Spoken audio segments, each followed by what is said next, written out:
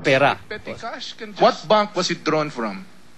There was no withdrawal from the bank, Your Honor. No withdrawal from the bank. So ano ito? Petty cash? Nasa drawer lang ito? Saan dito sa sistema sa atin, ang pera nasa bangko o nasa drawer? So saan nanggaling ito? Kung hindi ito lumabas sa bangko, saan ito nanggaling? Sa safe ng PNP? May safe ba kayo dyan sa PNP? So much for you, Director Versosa. Very disappointing. Isa raw sa ikinadidismaya ng mga senador ang tila mabagal na investigasyon sa PNP. Should you not have effected a preventive suspension? But there should be drastic action on your part, otherwise it would look as if the department is tolerating this thing, which I... It's an embarrassing situation for the country. Nakakahiya talaga na nangyari ito. Kasama ko nga po si Senator Pangilinan dito sa trip na ito. Chief Superintendent Bacalso is the one in charge of the current investigation. And the accompanying study on the re-study of the policies is being conducted by Director Edgardo Acuña. Is there a deadline as to when the investigation is to be terminated and the findings submitted? I gave them 1 week, Your Honor. Paliwanag ni Versosa, ang Travel Authority ay inaprubahan daw bago siya maitalagang PNP chief. Agad niya raw ipinaimbestigahan ang insidente nang malaman niya ito. Pero do'y kontento ang mga senador sa mga sagot ng PNP chief. Anybody can just go there and get 7 million? At kung hindi nangyari ito, kalimutan na lang. Our investigation is ongoing, Your Honor. Paano mababalik yung trust and confidence namin? Ganitong aksyon ni Director General Versosa. Hindi niya pinatawag, hindi niya masabi kung saan nanggaling ang pera. Matapos ang pagdinig, mabilis na lumabas si Versosa, wala raw siyang sama ng loob. Sir, did you expect yung treatment na ganyan? Did you expect yung treatment sa inyo? Yeah, these are normal proceedings. Chino Gaston, Nakatutok, 24 Oras. Ito pa ho mga kapuso, napag-initan din ni Senadora Miriam Santiago ang Secretary ng Department of Interior and Local Government, Ronaldo Puno, sa pagdinig na yan. Sa kanilang pagharap, tila nanumbalik ang dati nilang alitan na nag-ugat nung tumakbo sa pagkapresidente ang Senadora. Nakatutok si Sandra Aguinaldo. If he feels that I'm going beyond the bounds because I generally lose my temper when I am told lies with a very straight face. That is not a lie, Madam Chairman. I'm not asking you if you are lying or not. Please do not open your mouth unless I give you permission. That is the rule in the Senate. Sa hearing na ipinatawag ni Administration Senator Miriam Defensor Santiago, isa sa mga nagisa, kaalyado rin ng administrasyon, si DILG Secretary Ronaldo Puno. Tanong ni Santiago, bakit pinayagan ni Punong bumiyahe ang ilang general ng PNP kahit pinagbabawal ang paggastos ng gobyerno sa foreign trip sa ilalim ng 2008 General Appropriations Act. The approval, Your Honor, was conditioned on compliance with provisions of existing law, accounting, and auditing rules and regulations. So, wala naman yan dito eh. Suspend the following, all foreign travels. That is not acceptable to the committee. I stand by my authority, Your Honor. You'll have to. Alam namang sabihin mong pinapalitan mo. Di guilty ka. Sa Senate hearing ngayong araw, hindi maiwasang manumbalik ang dating samaan ng loob sa pagitan ng dalawang taong malapit kay Pangulong Arroyo. Pinaalala ni Santiago ang drug testing deal para sa mga tsuper na pinirmahan ni Puno bilang DILG Secretary noong 1999 kung saan naagrabyado umano ang gobyerno. Sagot ni Puno, wala naman daw nakabimbing kaso laban sa kanya tungkol dito. There are no cases pending against me of a criminal nature or an administrative nature. I have no, there's no charge that has All right, we are finished with that information. Stop praising yourself now and answer the question. I just wanted to clear myself from the earlier statement, Madam Chairman. Noong 1992 presidential elections, nasa magkahiwalay na kampo sina Santiago at Puno. Kumandidatong Pangulo si Santiago, pero tinalo siya ni Fidel Ramos. Maski sinong presidente, ang lakas-lakas niya. Nalaala nyo? Kay Ramos. Sulu Hotel Operations Group para mandaraya, para manalo si Ramos. I definitely helped President Ramos.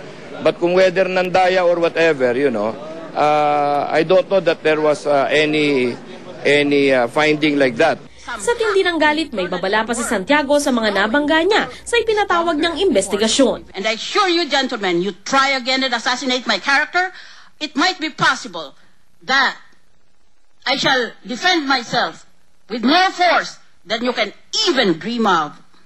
I shall defend my reputation to the death, and we shall see an epic struggle. I am not engaged in character assassination of anyone. Nanawagan din si Santiago kay Pangulong Arroyo na palitan na si Puno, pero nasa Pangulo na raw kung sino ang pakikinggan sa dalawang malapit niyang kaalyado. Sandra Aguinaldo, Nakatutok, 24 Oras. Sa iba naman pong balita, posibleng mantagalan ng lisensya ang dalawang driver ng bus na sangkot sa aksidente sa EDSA nitong Lunes. Isang doktor ang namatay sa naturang pangyayari. Ang iba pang driver ng kumpanya ng bus na yon ay isa sa ilalim naman sa training o pagsasanay. Nakatutok si Joseph Boro. Pasensyahan na raw pero irerekomenda ng LTFRB sa LTO na tanggalan ng lisensya ang dalawang driver ng Joanna Jesh at Amtrak na sangkot sa aksidenteng ikinamatay ni Francisco Sarabia noong Martes ng madaling araw. Ayon kay LTFRB Chairman Tomas Lantion, kailangan na maghanap ng ibang trabaho ni Martinito Madrid at Francisco Kunahap dahil bawal na sila mag-drive ng mga public utility vehicles. I-revoke na yon. For life na yon. Ipapatawag ang dalawa at ang operator ng Joanna Jesh bus sa Martes. Pero hindi lamang ang dalawa ang didisiplinahin ng LTFRB. Sa Miyerkules, sa ilalim sa training ang lahat ng driver ng Joanna Jesh at commuters bus na in-overtake ni na Madrid. Sasalain sa mga iba't ibang modules tulad ng traffic rules and regulation, emergency procedure at first aid. Ang mga hindi papasa sa mga eksaminasyon, if they fail, di wala muna. Sabi namin sa management, hindi pwede mo na magmaneho ito. At para hindi na maulit ang malagim na aksidente, humingi rin ng tulong ang LTFRB sa publiko na i-report ang mga pasaway na driver ng mga public utility vehicles. Maaari magreklamo sa DOTC LTFRB Hotline 7890. Joseph Morong, Nakatutok, 24 Oras.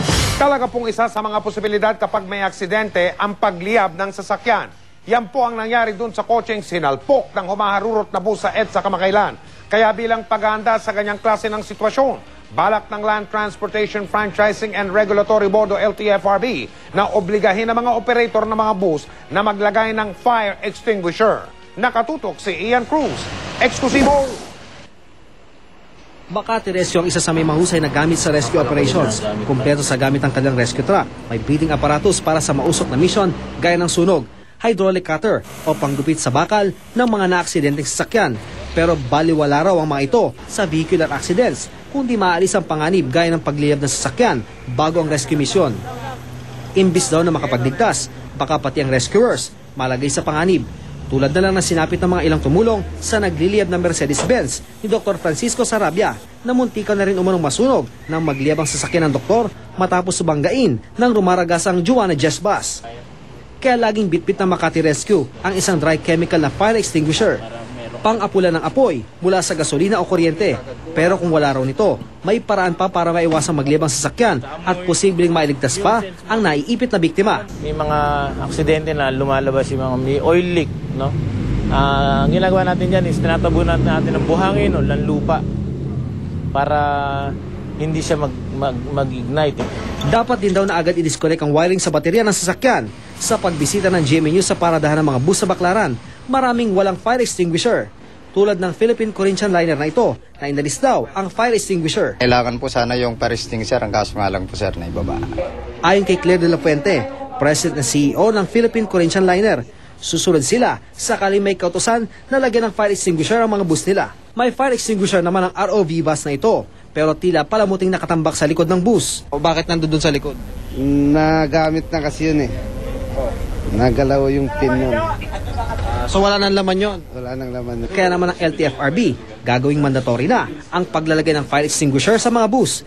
Kasama na rin dito ang medical kit para na rin sa kaligtasan ng mga pasahero at motorista. Pag-i-issue kami ng direktiba o circular na kailangan kasama na rin sila dun sa pag-obliga na meron silang fire extinguisher at medical kit dun sa kanilang mga pampublikong sasakyan. Ian Cruz, Nakatutok, 24 Oras.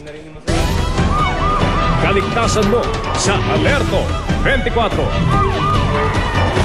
Patay ang isang babae matapos siyang ma-hit and run ng truck sa Pasig kagabi. Si Rida Reyes, Naka-Alerto 24. Halos hindi na makilala pa ang babaeng ito sa tindi ng pinsalang tinamo matapos ma-hit and run sa panulukan ng C5 at Ortigas Avenue sa Pasig City mag-aalas 10 ng gabi nitong Miyerkules. Sa pool sa ulo ang di pa nakikilalang babae na dagan-dagan pa ng sinasakyan nitong bisikleta ng abutan ng GMA News kagabi. Sabi nung balot bindor nakasaksi yung truck atang nakadali sa kanya. Kaya lang tinakbuhan eh. Sa ngayon, inaalam pa ng otoridad ang tunay na pagkakakilanlan ng biktima. 2 ID kasi ang na-recover